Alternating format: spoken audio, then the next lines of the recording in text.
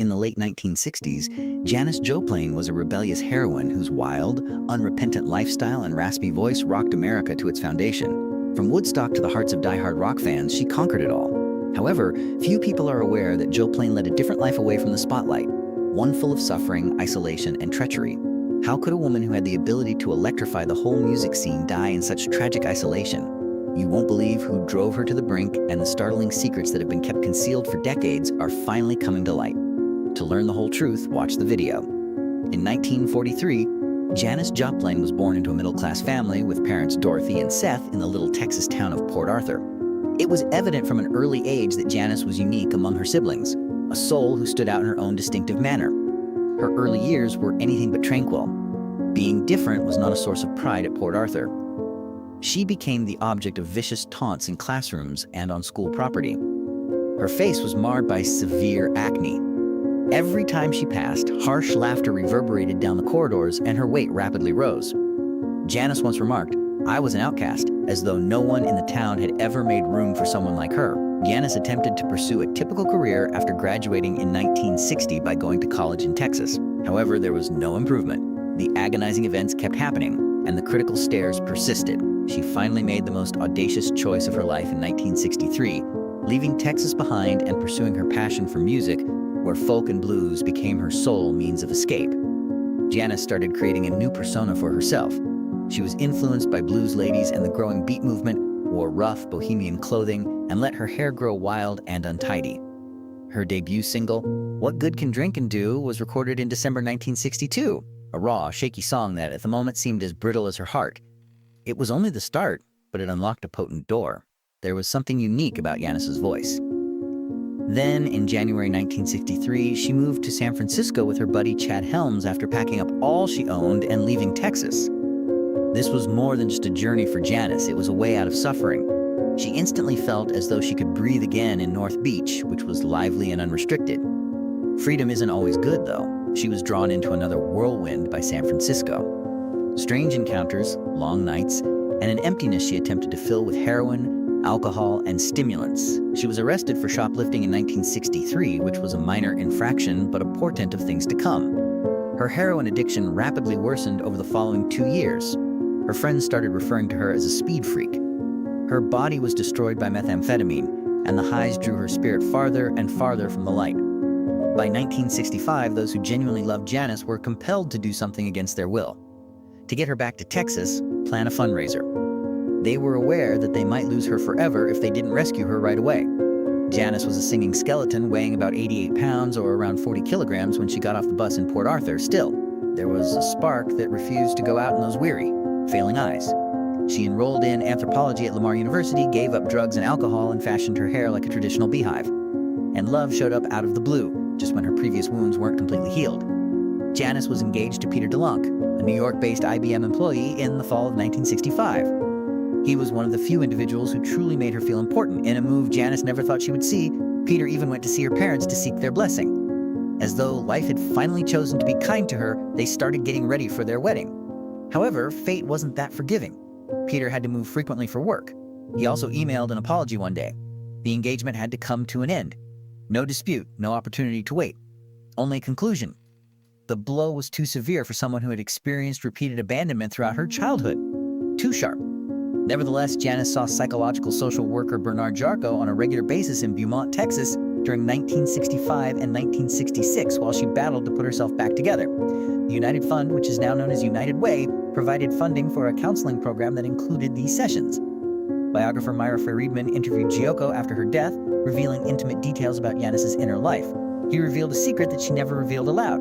He claimed that Janis was always torn between two vicious forces: the crippling fear of relapsing into addiction and the intense desire to perform like a true artist on stage. When she got back to Port Arthur, she had just managed to escape the abyss. She desired to be heard by everyone, to sing and to live. But every future she attempted to claim was in danger of being erased by that fear, which followed her like a perpetual shadow. Janis informed her parents that she would be joining a rock band in Austin during this time. However, it was really a deception to allay their fears. In actuality, she had fled to San Francisco once more, a city where freedom and temptation straddled one another like jagged razor edges. Her family was devastated. One person, however, remained steadfastly by her side during the disappointment and criticism. writer, Stephen. He didn't ask her to change who she was. His primary goal was to prevent her from becoming addicted and to keep her sober for a little while longer.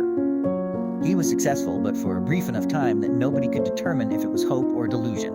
Convinced that their future was finally beginning to take form, her band moved from San Francisco to Chicago in 1966. But that hope was dashed in a matter of weeks by harsh reality. The group was forced to sign with mainstream records under the most dire circumstances after their financial sponsor ran out of money, leaving them stuck in a chilly, large metropolis. Their disappointment was only heightened by the recordings they had hoped would save them. They came back to San Francisco as children, bringing with them a future that had already been ripped apart rather than as victorious dreams. However, Janis was always left with a glimmer of hope by life. She debuted on national television on the show This Morning on July 31st, 1968. For a budding underground artist, it ought to have been a magnificent turning point. However, she discovered a few hours later that the technical team had unintentionally deleted the entire video, leaving only the audio, a solitary remnant of a moment that had briefly illuminated her. Then the true miracle occurred in 1968, Inexpensive Thrills. The debut album by Big Brother and the holding company under the large Columbia label was a seismic event. The album became a #1 success. Janis went from being an outsider to becoming one of rock's newest icons when A Piece of My Heart became a raw, growly, painful scream of power. Audiences felt the scars she never outran in every word of her songs. The love-related betrayals, the extended periods of isolation, the brief but fleeting moments of happiness, the suffering she concealed behind booze, and that defiant, careless chuckle. However, the monsters that were still hanging to her existence could not be driven away by any amount of attention. In search of a more distinct musical path, Janis quit Big Brother to start the Cosmic Blues Band, but even a new beginning was insufficient to keep her away from heroin, the personal adversary she both feared and relied on. Rumor had it that by early 1969, she was spending as much as $200 a day on heroin alone, not including alcohol, as though each injection was a gamble on her life. I got the Cosmic Blues all over again when I was recording. In an attempt to keep her away from narcotics, Mama producer Gabriel Meckler brought her into his Los Angeles house and almost took on the role of guardian. However, the addiction outlasted everything, including her friends and willpower. Between brilliant stages and a darkness from which she was never able to escape, Janis floated indefinitely. Then, on August 17, 1969, Woodstock took place, an ideal location for any artist. However, for Janis, it turned into a point where vulnerability and pressure met. Her nervousness caused her to quiver uncontrollably backstage, and she had to use heroin and booze to keep herself steady. The throng fervently yelled her name as she left. But even with that enthusiastic reception, her performance was a terrible career setback. The voice, which had previously raged like a hurricane, was now weak and harsh. Her once fiery dance steps became unstable. Janis was unable to conceal the harm that drugs were doing to her life, even while she stood next to Tina Turner, a legend that could not be overshadowed. Janis Joplin had an odd feeling in her chest when she took the stage in the Bay Area at the end of the summer of 1970. She was frantically attempting to cling to this final note before her life took a different path. There was more to that performance than just music. It was a silent melancholy, a sigh, and the glimmer of hope she still had. Soon after, Janis and her close friend Linda Gravenites departed the United States for Brazil. She met David Mayhouse in the slow, soft beat and warm sunlight of Brazil. He was a regular guy with a lot of heart, unaffected by the flashy stage lights or the spotlight that encircled Janis's name. She opened her heart because of the tranquility and simplicity. She experienced a gentle form of joy for the first time in years, one that didn't need suffering or sacrifice. Janis gave up drugs and alcohol with David, at least temporarily but pricelessly. However, lovely dreams are limited. Janis was unable to get away from her former shadow upon her return to the United States. She retreated toward the shadows that Dave had worked so hard to keep her away from, and he watched helplessly. A tiny boat in a rough sea represented their love. Despite their best efforts, they were unable to combat the unseen power of addiction. In the end, they parted ways. They were no longer able to save each other, not because they had lost their love. Janis turned to Peggy Caserta, a passionate, defiant lady who had the same addiction as David. Their connection resembled dousing an open flame with gasoline. They were dependent on one another, while tearing one another apart as they spiraled together, loving and destroying. Janis felt alive and wild with Peggy, but she was also more vulnerable than ever. Janis continued to do what she did best despite the pandemonium. She struggled for her music, sung, and got up. She founded the Full Tilt Boogie Band in 1970. People who were prepared to assist her in creating something new, who shared her passion for music and who understood her. The concerts got out of control. People loved her. Her fire was hailed by critics.